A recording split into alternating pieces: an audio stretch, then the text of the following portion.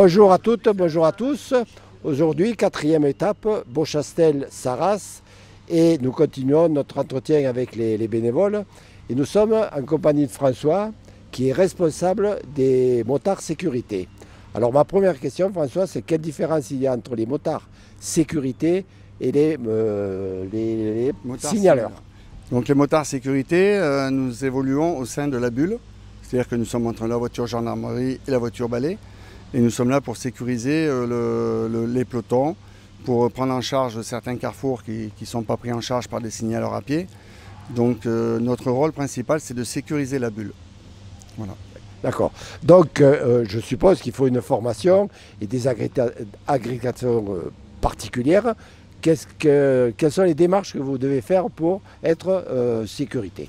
Donc pour être signaleur sécurité sur les courses FFC ou UCI, nous devons obligatoirement être licenciés à la Fédération française de cyclisme et nous avons une formation spécifique pour tout ce qui incombe à la sécurité sur les courses de vélo. Donc il y a des formations pour les drapeaux jaunes parce qu'il y a plusieurs postes, des formations sur le portage aussi, avec portage presse, portage commissaire. Donc c'est une formation que nous faisons au niveau de la Fédé. Après nous avons un numéro de signaleur officiel. D'accord. Et là, tu viens de parler des drapeaux jaunes. Qu'est-ce que c'est? Alors les drapeaux jaunes sont des gens qui sont habillés d'une autre couleur. Ces gens-là, leur mission, c'est de toujours remonter le peloton pour aller sécuriser des points dangereux. Donc des entrées de ronds-points ou des dangers sur la route. Donc leur mission, eux, ils ont un drapeau. Avec leur drapeau, ils indiquent le danger, sifflet, drapeau. Et eux, ils font que ça. Donc ils ne s'occupent pas des véhicules à garer. Leur mission, c'est d'aller faire les points dangereux. Et sur une course comme le Tour cycliste féminin, combien vous avez de motards? Là, on est 30 motos. Donc 30 motos au sein de la bulle. Sur les 30 motos, il y a entre 5 à 6 porteurs. Donc il y a le portage ardoisier, portage commissaire, portage photographe, caméraman. Et après, donc, nous avons 5 drapeaux jaunes. Mais tout le monde peut faire drapeau jaune. C'est-à-dire que nous avons tous une formation de drapeau jaune. Donc si les drapeaux jaunes, par exemple, sont pris sur un poste et puis qu'une voiture est mal garée, un motard signaleur va s'arrêter et va prendre en compte le véhicule mal garé. D'accord. Et une dernière question, quelles sont les relations, puisqu'il y a aussi les motards de la gendarmerie, quelles sont vos relations avec eux? Relation très bonne, puisque nous faisons tous les briefings ensemble le matin pour caler le dispositif sécurité.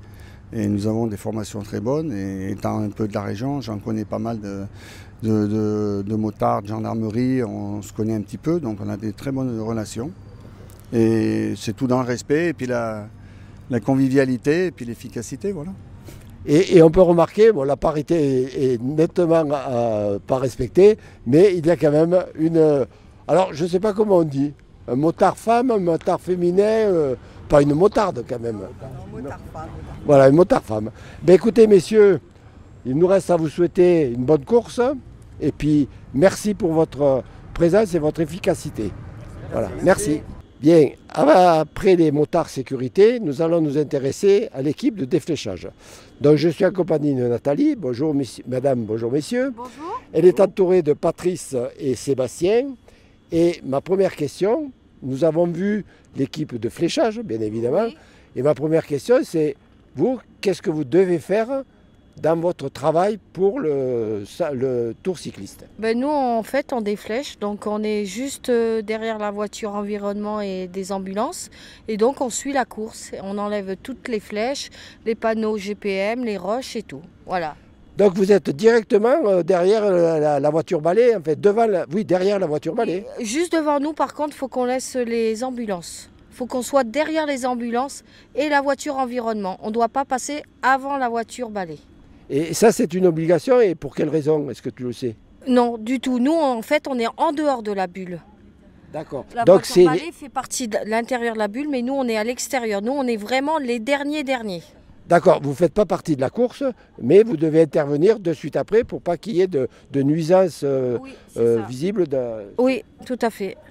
Et à 3, vous arrivez à enlever toutes les flèches? Oui, Patrice il reste au volant, donc il ne bouge pas. Moi j'enlève les flèches et Sébastien vient m'aider quand il y a des panneaux, des sacs de sable ou les gros panneaux de roche qui sont très lourds. Et alors, bon, tu vas peut-être le savoir, puis c'est un chiffre approximatif, entre les fléchages, les panneaux, enfin les flèches, les panneaux, combien vous faites de manipulation? Alors en panneau sur des étapes, on peut en avoir une trentaine, voire plus, même 40. Les flèches, par contre, on peut pas, il y en a des fois une centaine, on ne sait pas. Donc ça dépend s'il y a 2 boucles ou pas. D'accord. Donc votre mission démarre après le départ de la course, Oui. et vous finissez à la fin, et vous finissez quand même relativement tard. Alors là, jusqu'à maintenant, ça va, on est bien derrière la voiture balai, on arrive bien à suivre, on est bien organisé, on court, on fait notre sport tous les jours, mais voilà, non, ça va pour l'instant. Ouais, faire du sport pour toi, ça ne te pose pas de problème, parce que tu fais du cyclisme. Tu peux nous dire 2 mots là-dessus? Ben, moi, je suis licenciée chez ATC d'Anzer 26, qui est un de nos sponsors. Donc oui, par semaine à peu près, je fais un peu plus de 100 km. Donc je fais des compétitions et voilà quoi. Voilà, donc vous vous rendez compte qu'on a de la chance d'avoir une telle équipe, parce qu'apparemment, le défléchage, c'est sportif. Très sportif, très très sportif, c'est très physique. Oui, on est crevé le soir. Eh bien écoutez, nous allons vous laisser vous préparer pour le défléchage de cette étape, 4e étape du Tour cycliste féminin international de l'Ardèche. Voilà. Merci. Merci. Aujourd'hui à Sarrat, dans le cadre des rencontres avec les bénévoles, nous avons décidé de vous présenter le service communication. En effet, grâce à ces personnes, tous les jours nous avons des résumés, des étapes. Nous pouvons aussi parler de vous, bénévoles, qui êtes présents tout au long de cette semaine. Nous aurons cette année, à l'occasion du 20e anniversaire du Tour cycliste français international de l'Ardèche, les 2 dernières étapes intégralement en direct. Donc je m'adresse tout d'abord à Gilbert, qui est le responsable du service communication. Comment organises-tu ton service?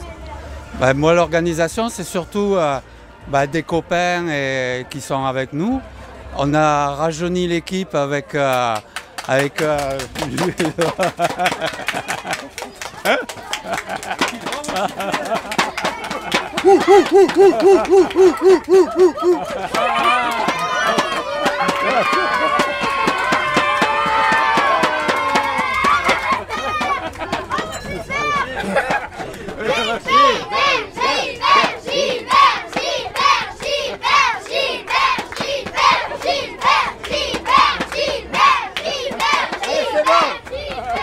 Allez, merci. Merci. C'est bon. Allez, et pour vous, hip hip hip. Hip hip hip. Après cette interruption spontanée, on reprend le fil des secours. Ouais. Alors donc on est toute une équipe de copains à organiser ça. On a rajeuni les équipes avec notre caméraman qui est juste en face, Félix, qui en plus,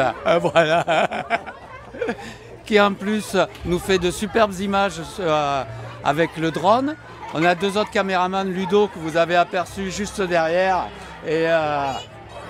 et puis Nicolas, nouveau de cette année, Richard, le vétéran de l'équipe, qui gère un peu toutes les vidéos et qui héberge un peu tout le monde. Donc c'est ça les bénévoles.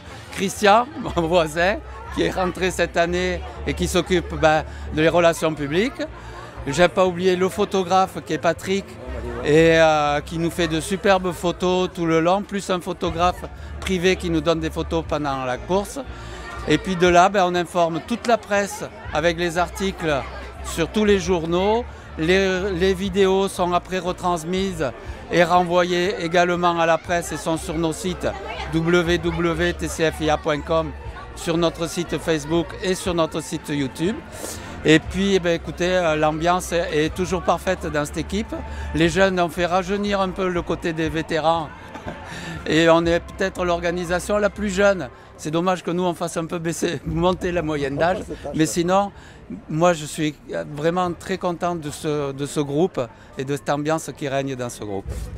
Après cette description, nous allons vous présenter un à un les différents membres du service communication. Honneur aux dames, je vous présente Elisabeth qui est notre secrétaire. Oui, bonjour. Moi, je suis la base de Gilbert. Alors, on me présente comme la secrétaire, mais en fait, je suis les petites mains. Donc, lorsque Gilbert rentre de l'étape, eh bien, je dois taper l'article qu'ensuite il renverra à la presse. Puis, nous faisons quelques interviews que je traduis ensuite avec l'aide de Ludovic, bien entendu. Et puis, je dois dire aussi un petit peu l'aide de la technologie, c'est-à-dire que le traducteur nous aide bien, de temps en temps, à traduire correctement des interviews qui sont quelquefois un peu difficiles. Mais je crois qu'on s'en sort pas mal du tout. Et puis écoutez, je pense que cette équipe de communication, nous les ancêtres, eh bien avec tous ces petits jeunes, nous sommes on se tient pas trop mal finalement. Hein, voilà. Je crois qu'on tient notre place. Je crois qu'on tient notre place. Et puis merci à tous. Merci beaucoup de nous accueillir tous comme ça. Et puis cette course est vraiment une chose tout à fait formidable, n'est-ce pas, hein? Tout à fait, tu as tout à fait raison, Elisabeth. Merci. Nous avons maintenant Nico, donc il va interrompre un peu son travail parce qu'il est en train de faire des montages. Bon, Nico, tu es caméraman sur la course et qu'est-ce que tu fais à ce moment? Et ben là, j'édite les classements pour qu'ils soient tout jolis dans le montage. Oui, il y a de l'humour toujours. Et comment ça se passe sur la moto? Il fait chaud. Non, sur la moto ça se passe bien, mais il faut faire attention parce qu'il y a énormément de véhicules sur la course. Et c'est vrai que je ne m'attendais pas trop à ça quand je suis monté la première fois sur la moto. Mais en fait c'est un slalom permanent, voire une course de F1 par moment, avec les directeurs sportifs qui repassent devant. Et il y a pas mal de règles à respecter, il faut faire attention. Des fois il y a des coureuses qui reviennent de l'arrière. Donc c'est sportif, pas autant que sur le vélo, mais c'est quand même sportif. Mais au vu des photos que vous prenez, des reportages, vous avez quand même le sens du travail bien fait. Je sais pas, on essaie de s'améliorer un peu tous les jours parce qu'il y a les 2 lives, là, les 2 derniers jours. Et là, il faudra filmer non-stop correctement. Pour l'instant, on arrive à ressortir 4 minutes de bonnes images, mais j'en jette 20 bonnes minutes par jour. Et donc sur les 2 derniers jours, il faudra être meilleur pour faire que des bonnes images, quoi. Merci Nico. Donc, je me tourne maintenant vers Ludo. Ludo qui est le second motard, le second caméraman. Oui, non mais attends. Oh, tu laisses faire son travail, merde. C'est le deuxième caméraman sur moto, mais en plus, c'est lui qui fait tous les commentaires et tous les interviews des coureuses à l'arrivée. Il va nous dire quelques mots. Ouais, pour un commentateur, ça démarre bien. Ah bah ce que je fais, moi déjà le matin je prépare mon étape, je regarde les points qui peuvent être stratégiques, un peu comme un directeur sportif en fait. J'étudie vraiment le parcours, savoir où il va vraiment falloir se faire attention. Là par exemple je savais que dès le premier GPM ça allait partir et qu'un groupe allait se former de leaders. Donc je ne me suis pas trompé aujourd'hui. Je pourrais peut-être faire directeur sportif, appel à candidature, n'est-ce pas? Après voilà, mon travail sur la moto, c'est vraiment de me coordonner pour vraiment avoir les bonnes images au bon moment. Et ça, c'est pas facile tout le temps. Et après, donc une fois qu'on descend de la moto, après l'étape, on remet une chemise propre pour pas sentir mauvais. Et puis on écrit tout ce qu'on a vu pendant la journée pour le commentaire du soir. Donc c'est pas si mal que ça déjà. Ouais. C'est du boulot, c'est du boulot. Et puis heureusement que Nico est venu m'aider pour le montage cette année parce que sinon on y passait toute la nuit quoi, quasiment. Merci Ludo. C'était pas si compliqué que ça. Ouais, il y aura quelques petites coupes à faire. Bon maintenant on peut faire les cons, c'est ça? Non, j'ai pas terminé. Je me tourne vers maintenant le photographe. Patrick qui nous fait comme l'a dit Gilbert tout à l'heure, des photos formidables. Des photos de nous aussi. Des photos d'orage, oui. Non, c'est Richard ça. Et est-ce que la fonction de photographe n'est pas trop difficile à assumer? En ce moment, c'est très difficile. Je tiens tout juste, mais je tiendrai. Tu tiendras jusqu'à la fin. Encore 3 étapes. 3 étapes, encore. Oui. Donc demain, nous serons au Mont-Lozère. Oui. Dimanche à l'Es. Oui. Et pour le final, vaisseau Privant. Et après, je compile toutes ces photos que je remets à mon directeur très exigeant, Gilbert Buisson. Voilà, et qu'on retrouve sur nos différents sites. Et qu'on retrouve effectivement sur tous les sites TCFIA et je n'en dis pas plus. Et maintenant, une dernière personne. Bon, tu coupes. Donc, la dernière personne à présenter au niveau du service communication, c'est Félix. Alors, Félix, il a une particularité, c'est le pilote, c'est comme ça qu'on dit. Le pilote de drone. Voilà, pilote de drone. Donc, il va vous en dire un peu plus sur sa fonction et sa mission. Bah, ma mission, c'est de faire des images aériennes de l'étape. Donc, qu'est-ce que je dois faire? Déjà, en fait, j'ai le parcours à l'avance. Ça me permet de faire les autorisations, enfin les demandes d'autorisation, agglomération, aéroport, enfin toutes ces zones-là. Ensuite, généralement, je prends le départ avant qu'il y ait le départ, c'est-à-dire le lieu. Là, on était sur un pont à Beauchastel. Du coup, j'ai filmé. Hop, je suis parti 20 minutes avant le départ. Comme ça m'a permis d'aller sur un autre point. Donc, sur la route, je me suis arrêté, j'ai fait quelques plans. Ça permet de donner le contexte de la course. Et après, je suis allé au GPM. C'est ça, GPM Grand Prix de la Montagne, numéro 1. En général, moi, je suis très bien placé sur les GPM parce qu'il y a de l'espace, il y a des virages, les filles vont pas trop vite. Et donc, j'attends que les filles passent, le peloton passe en général. Des fois, s'il y a des grosses échappées, je peux partir avant. Et après, je vais à mon deuxième point. J'essaye de doubler toutes les concurrentes. Et après, je refilme. Donc, comme ça, je peux faire 4, 5, 6 points sur l'étape. Et ça permet de donner du contexte à la course, et je pense que ça vous plaît, non? J'espère. Tout à fait, heureusement d'ailleurs qu'il y a les vues aériennes. Ouais. Non, je plaisante. Donc contrairement aux deux autres caméramans sur moto, tu n'es pratiquement jamais dans la course. Oui et non. Ouais, non, en général, soit je suis tout derrière, soit je suis tout devant, et je double, je monte tout devant, tout derrière, tout devant, tout derrière. Et c'est physique aussi, c'est quand même sportif, parce qu'il faut vite sortir le drone, on n'a pas beaucoup de temps, voler. Et voilà, c'est quand même magnifique, les décors sont magnifiques. Au niveau de la réglementation de la sécurité, il n'y a pas trop de problème parce qu'on est en pleine nature, je vole au-dessus des champs, donc en fait j'ai mes zones d'exclusion qui sont déjà faites. Donc il n'y a personne au-dessus de... Parce qu'en fait, pour ceux qui ne savent pas, j'ai pas le droit de voler au-dessus des personnes et au-dessus des coureuses. Pour la sécurité. Voilà. Et après, qu'est-ce que je fais le soir? C'est que je dérush tout ça, je fais une petite compile que je donne à Nico, qui met ensuite dans le montage. Et moi, j'utilise aussi ces images pour les interviews qu'on est en train de faire, pour illustrer un peu la journée. Voilà, oui, comme Félix vient de vous le dire, la course est finie, mais le travail du service communication, notamment de ces 3-4 personnes, n'est pas fini. Vous finissez vers les minuit, 1h du matin. Ça dépend. Moi, en réalité, c'est quand même plus tranquille que Nico et Ludo, parce que je fais les interviews, c'est quand même plus rapide à monter. Mais effectivement, il y a quand même du travail. Quand on arrive à la fin de la course, nous, notre travail n'est pas terminé. Merci Félix. Richard, maintenant nous allons nous diriger, parce qu'avec le service communication, nous avons un partenaire très important qui est Rodeo Prod. Et c'est Richard, bonjour Richard, bonjour, qui va vous parler un peu de Rodeo Prod. Alors, Rodeo Prod, c'est une association de bénévoles qui fait de la captation vidéo. Donc, on fait tout ce qui est spectacle, sport. Voilà. En ce moment, nous, avec quelques-uns, on a une double casquette puisqu'on est TCFIA et Rodeo Prod. Rodeo Prod, c'est une association, on est une trentaine, mais qui tourne à peu près à 11-12 personnes qui font le cœur de la sauce. On travaille avec un car régie. On a plusieurs personnes qui ont des domaines très différents de qualité. Et on exploite tous ces domaines et on arrive à faire quelque chose de très très bien. Donc vous êtes rendu compte qu'avec ce reportage, le service communication, c'est pas triste. Il y a une très bonne ambiance. Et c'est très agréable de travailler avec des jeunes. Merci. Bonjour Olivier, aujourd'hui nous sommes sur le beau barrage de Beauchastel et tu vas nous expliquer un petit peu ce que sont les missions du comité olympique.